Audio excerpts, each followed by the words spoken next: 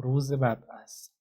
السلام ای احمد مختار ختم انبیا، السلام ای روح پاکت فیض بخش اولیا، السلام ای آفتاب لامع برج حیا. گفت در وصف شب معراج ذات کبریا، احمد و محمود ابوالقاسم محمد مصطفی.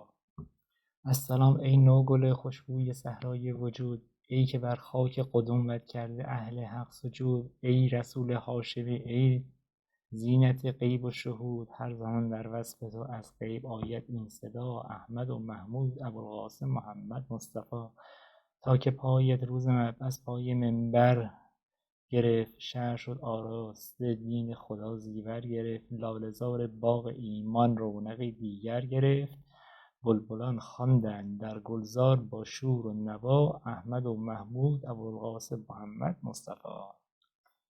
تا که کردی امر خود اظهار در ماه رجب، مکه لذت برد از دیدار در ماه رجب، شد مدینه محبت انوار در ماه رجب. در مدیحت خواند ابراهیم در کوه منا، احمد و محمود ابوالقاسم محمد مصطفی.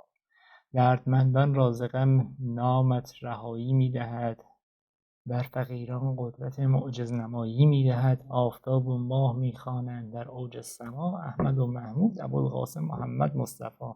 انبیا مانند از قرآن و از تعلیم تو، هست فوق 7 اقلیم جهان اقلیم تو. قامت پیغمبران خم از پی تعظیم تو، دفتر توحید را داده به دست تو خدا، احمد و محمود ابوالقاسم محمد مصطفی.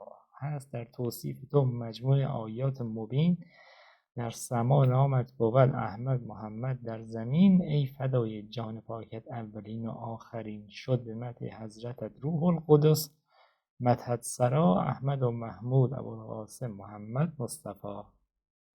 رشته ها شد پاره یکسر یا رسول الله مدد، امت بیچاره یکسر یا رسول الله مدد. ما شدیم آواره یکسر یا رسول الله مدد، گشته وقت دستگیری ای دلیل راهنما، احمد و محمود ابوالقاسم محمد مصطفی. اشرف الدین باز در اشعار عنوان تازه کرد، از مدیح مصطفی آل او جان تازه کرد. یا رب از لطف رسول الله ایمان تازه کرد، روز شب میخواند این اشعار از صدق و صفا، احمد و محمود ابوالقاسم محمد مصطفی.